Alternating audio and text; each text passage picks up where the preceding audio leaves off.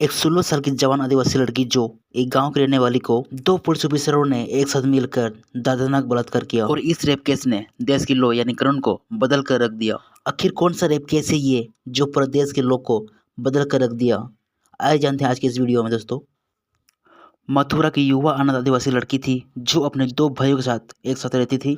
वो एक आदिवासी लड़की थी और यह घटना 26 मार्च 1972 को हुई थी। उस समय उसकी उम्र 14 से 16 साल के बीच थी। मथुरा कभी कभी नौसी नामक के एक महिला के साथ घरेलू सहायिका के रूप में काम करती थी। उसकी मुलाकात नौसी के भतीजा अशोक से हुई जो उससे शादी करना चाहता था, लेकिन मथुरा के भाई ने उसका भाई इस विवाह के लिए सहमत नहीं था और स्थानीय पुलिस स्टेशन में शिकायत दर्ज कराया गया कि उसकी नाबालिग बहन का अशोक और उसके परिवार के सदस्यों द्वारा अपहरण किया जा रहा है। शिकायत मिलने के बाद पुलिस अधिकारियों अशोक और उसके परिवार के सदस्यों को पुलिस स्टेशन ले आए और सामान्य जांच के बाद मथुरा उसके भाई अशोक और उसके परिवार के सदस्यों को घर वापस जाने की अनुमति दे दी। हालांकि जब वे जा रहे थे, मथुरा को पीछे रहने के लिए कहा गया पुलिस ने। जब मथुरा के रिश्तेदारों और एकत्रित भीड़ ने पुलिस चौकी को जलाने की धमकी दी तो दो आरोपी पुलिसकर्मी गणपत और तुकाराम अनिच्छा से पंचनामा दर्ज करने के लिए सहमत हुए। यह मामला 1 जून 1974 को सत्र न्यायालय में सुनवाई के लिए आया और इस निर्णय में इन दो पुलिस अधिकारी को दोषी नहीं पाया गया। यह कहा गया कि मथुरा यौन संबंध बनाने की आदी थी, इसीलिए उसकी सहमति स्वैच्छिक थी। परिस्थितियों में केवल यौन संबंधी साबित हो सकता था, बलात्कार नहीं। अपील पर मुंबई हाई कोर्ट के नागपुर बेंच ने सत्र न्यायालय के फैसले को खारिज कर दिया और 1 और 5 साल की कैदी की सजा सुनाई गई। न्यायालय ने माना कि गंभीर धमकियां से प्रेरित डर के कारण निष्कर्ष समर्थन को सहमति या अपनी इच्छा से यौन संभोग के रूप में नहीं माना जा सकता। हालांकि सितंबर 1979 में भारत के सर्वोच्च न्यायालय के जज जसवंत सिंह कैलासम और कौशल ने तुकाराम बनाम महाराष्ट्र राज्य के मामले में अपने फैसला में उस न्यायालय के फैसला को पलट दिया और फिर से आरोपी पुलिसकर्मियों को बारी कर दिया। सर्वोच्च न्यायालय ने माना कि मथुरा ने कोई अलार्म नहीं बजाया था और यह भी कि उसके शरीर पर कोई भी चोट निशान नहीं थे, जिससे पता चलता है कि कोई संघर्ष या कोई जबरदस्ती नहीं हुआ और इसीलिए कोई बलात्कार नहीं हुआ। सुप्रीम कोर्ट ने कहा वो सेक्स के आदी थी, इसीलिए उसने पुलिस वालों को उनके साथ सेक्स करने के लिए उकसाया।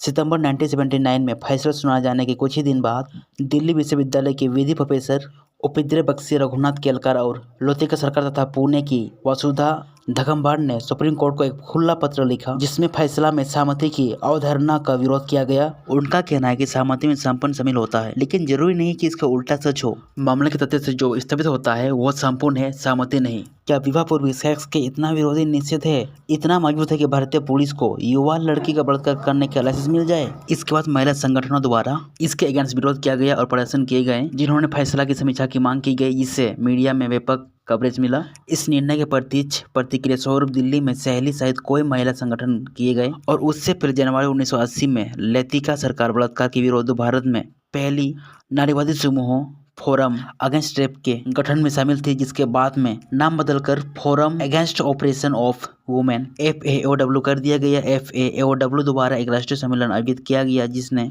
कानूनी सुधारों के लिए बहस शुरू की। महिलाओं के विरोध हिंसा के मुद्दे और यौन अपराधों में न्यायिक सहायता प्राप्त करने में कठिनाई को महिला आंदोलन द्वारा उजागर किया गया और इसी परंपरा का पालन करते हुए अंतर्राष्ट्रीय महिला दिवस पर दिल्ली, मुंबई, हैदराबाद और नागपुर समेत कई राज्यों की महिलाएं सड़क पर उतरी। महिलाओं के खिलाफ हिंसा के मुद्दे पर काम करने वाले भारत के पहले संगठनों की स्थापक सीमा सक्रे ने मथुरा से मुलाकात की और उसका नाम समर्थक किया। हालांकि कोर्ट ने फैसला सुनाया कि मथुरा के पक्ष में फैसला सुनाने के लिए मामले में कोई लोकस स्टडी नहीं थी। आखिरकार इसके कारण भारत सरकार को बलात्कार कानून में संशोधन करना पड़ा। आपराधिक कानून संशोधन अधिनियम 1983 संख्या 43 ने 25 दिसंबर 1983 को बनाए गए सक्षम अधिनियम की धारा 114(1) के सामने एक वैधानिक प्रावधान किया, जिसमें कहा गया कि यदि पीड़ित कहती है कि उसने संभोग के लिए सहमति नहीं की थी तो कोर्ट यह मान लेगी कि उसने एक खंडनीय अनुमान के रूप में सहमति नहीं दी थी। दोस्तों, इस घटना के बाद एक नया कानून बनाए गए, भारतीय दंड संहिता की धारा 376 बलात्कार के लिए सजा, धारा 376A, धारा 376B, धारा 376C, धारा 376D का अधिनियम और जोड़ने के साथ बदलाव आया, जिसने हिरासत में बलात्कार को दंडनीय बना दिया। हिरासत में बलात्कार को परिभाषित करने के अलावा संशोधन ने संभोग स्थापित होने के बाद सबूत को बोझ आरोप लगाने वाले से आरोपी पर स्थानांतरित कर दिया। इसमें बंद कमरे में सुनवाई, पीड़ित की सजा, पहचान उजागर करने पर रोक और कड़ी सजा के प्रावधान भी जोड़े गए। दोस्तों, इस मामले को भारत में महिला अधिकार आंदोलन में एक महत्वपूर्ण मोड़ के रूप में देखा जाता है। क्योंकि इसने महिला के कानूनी अधिकारों के मुद्दों, उत्पीड़न और मानसिकता के बारे में अधिक जागरूकता पैदा की। जल्द ही पूरे भारत में कोई महिला संगठन सामने आई। पहला बलात्कार के गलत फैसले या बारी होने पर किसी का ध्यान नहीं जाता था, लेकिन कई वर्षों बलात्कार के खिलाफ महिला के आंदोलन ने बल पकड़ा और बलात्कार पीड़ितों और महिला अधिकारों के एडवोकेट का समर्थन करने वाले संगठन सामने आए। इस मामले के परिणाम स्वरूप आधिकारिक कानून संशोधन अधिनियम 183 लागू किए गए थे। एग्जाम्पल के लिए भारतीय दंड संहिता की धारा 228A इस घटना के कारण लागू की गई थी। तो दोस्तों, ये था हमारा आज का मथुरा रेप केस के बारे में। अगर आपको और भी ऐसा अपराध से जुड़ी वीडियो चाहिए तो सब्सक्राइब करें। तब तक के लिए जय हिंद,